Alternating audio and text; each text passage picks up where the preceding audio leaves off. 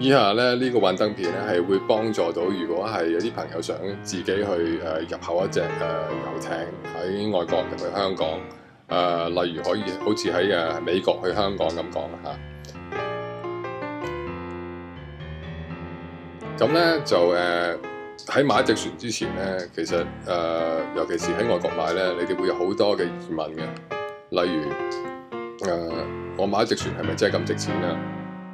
我買隻船係咪一啲問題都冇啊？因為我唔可以自己去試架船啊！就算俾嗰隻船係真係無風無浪咁可以3日之後運到嚟香港咧，係唔係好簡單咁可以收船啊？因為嗰隻船係咪直接去到屋企門口咧？咁呢啲問題，咁其實呢啲咁嘅情況咧，我哋如果未做過咧，係稍為難咗少少嘅，但係都唔係一個非常之好似整支火箭嘅月球咁難嘅。但係如果我哋所有步驟都做得啱嘅話咧，呢個係個非常之好嘅投資，因為咧喺短短80嘅時間咧，你哋可以賺到大概20至25% 嘅幅度。咁即係換句話嚟講，你100萬嘅投資咧就可以變成120至125萬。呢個係好保守嘅估計嘅，因為香港嘅船同外國船嘅相差係稍為幾遠嘅，尤其是而家咁嘅經濟環境喺美國啊。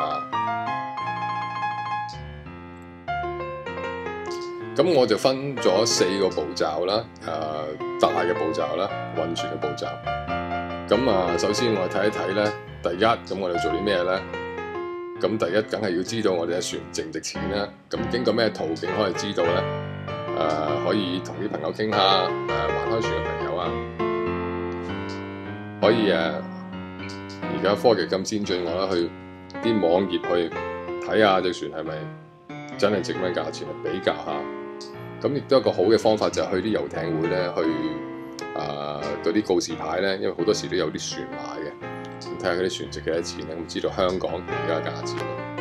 但係你會發覺一樣嘢，好多人以為冬天咧應該就係啲船會平啲，其實唔係嘅。其實冬天夏天啲人買船都係收翻咁嘅錢嘅。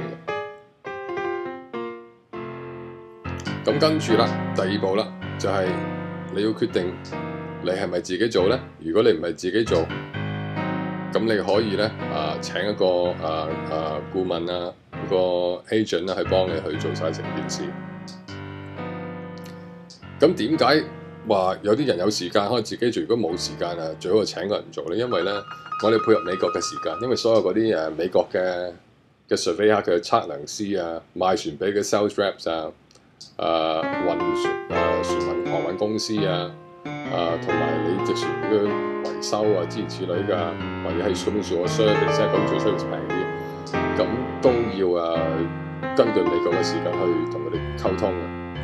咁同埋咧，有好多文件你要知道，例如好似喺 Coast Guard 咁樣有嗰個 deletion certification 要將隻船 write off 咗bill of sales closing document 就係嗰啲咁嘅嘢咧，你亦都要知道點樣去處理。同一時間咧，好多文件，例如好似從船嘅公司買家賣家個賣家你都要去一啲我呢個 Notary Public 香港嗰啲咧去做 certification。咁咧即係換句話嚟咧，因為而家講緊一個國際嘅交易啦，咁所以好多嘢大家都唔信大家事，最好經過中間人一個律師去做呢個處理。咁如果律師就係一定要有 Notary Public 嘅 certification 先，你能夠可以幫你做一件事。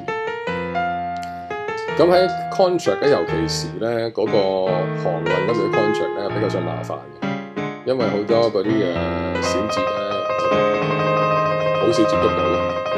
咁最大嘅問題就係好多憂慮就係憂慮咩咧？我哋俾咗咁大嚿錢出嚟，仲要俾一個係對自己唔熟悉嘅人，因為你同嗰個賣家係唔識噶嘛。咁點辦咧？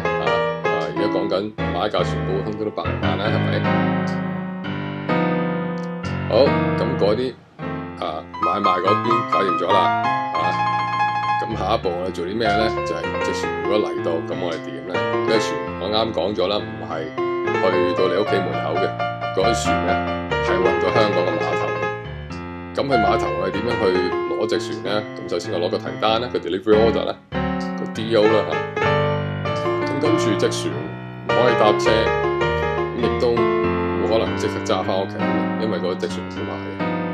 咁你首先要決定咗你個船經水路去個船澳，或者水路去你屋企，或者陸路去你個船澳，或者去屋企。因為通常你嘅船要側一側嘅，因為好多時個船嘅高度咧會影響到你嘅運費嘅。咁嗰時會拆咁啲嘢出嚟，咁你要裝翻啲嘢落去。咁除此之外咧，你喺外國嗰陣時，你會做一個 cradle， 即係個船架啦，因為擺上船嗰啲需要個船架嘅。咁做完之後，咁架船架嚟咗咧，咁點咧？咁你唔可以就咁掉落海喎，咁你要處理佢，咁亦都要諗個辦法去處理佢。咁呢啲問題你要預早去安排。咁最後啦，咁亦都我都係覺得最麻煩嘅一步就係咧，當你船嚟到香港咧，你要出牌嘅。咁啦，海事處嗰啲幫辦咧就會比佢更嚴謹嘅。咁佢問你好多問題。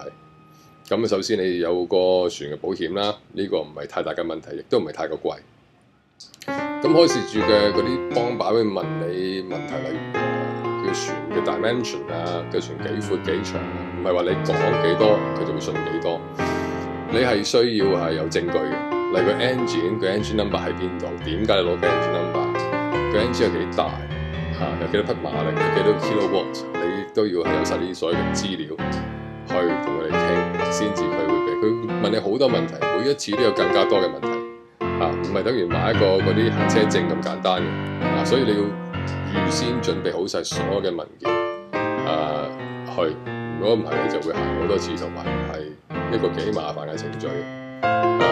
曾經試過一次就係有陣時佢話你嘅船嘅做嘅物料，佢哋冇喺佢個電腦檔案度，佢要等成一個鐘頭嘅時間先能夠 update 到。咁當然出到就好啦，出唔到你可以行好多次。同埋出唔到嘅話，你嘅船係唔可以揸出海嘅。咁裏邊咧，我亦都係準備咗少少嘅相啦。你一見到咧，上邊呢隻就係剛剛運翻嚟嘅船啦。咁我啱講係拆個架原因就因為咧，唔一定嘅船擺喺嗰個大船上邊嘅頂嘅，可能會擺喺個艙裏邊。咁好多時咧，你要將你個船太高嘅天線啊，為擔架，你要拆咗佢。咁你見到隻船咧，亦都咧係有一個嗰啲膠紙咧係封住咗佢，因為驚住人哋會入去架船度搞你架船啲嘢，同埋架船污糟啊。咁個保護膜喺外邊嘅。咁你喺外國嗰時係佢準備。咁呢個價錢大概咧就係700至800蚊美金左右。咁拆架啲嘢有其他嘅費用，咁喺美國完全上架多個費用。咁就你見到下邊咧有嗰個叫做呢一個咧就叫做Matthew Trailer 喺嗰個大船裏邊嘅咁你俾翻佢。所以咧好多時你落船嘅船到碼頭嗰陣時咧，佢會俾幾個小時嘅時間俾你，唔會太過多時間，因為佢哋需要收翻佢啲嘢翻架船。咁中間呢一個咧就係嗰個 cradle 啦，個 cradle 就係我哋晾住嘅船，就係你嘅財物嚟嘅。所以當咧你架船調走嗰陣時咧，你要處理翻呢嚿嘢，你唔可以就咁掉落海，都幾大嚿。你見到人咁細，嗰嚿嘢幾大。咁呢個嘢就翻架船嗰度。咁而家喺呢一幅圖裏邊咧，架船咧係將會掉落海嘅，係經水路走嘅。咁點水路走咧？咁你叻，你可以揸翻去啦，但係架船冇牌嘅，咁你揾啲人去幫搞掂。咁希望以上嘅幻燈片係幫到你有啲資料關於我哋運架船香港係點樣做啦。咁如果有乜問題咧，你可以電郵我啦，咁我睇下有辦法幫到你。多謝。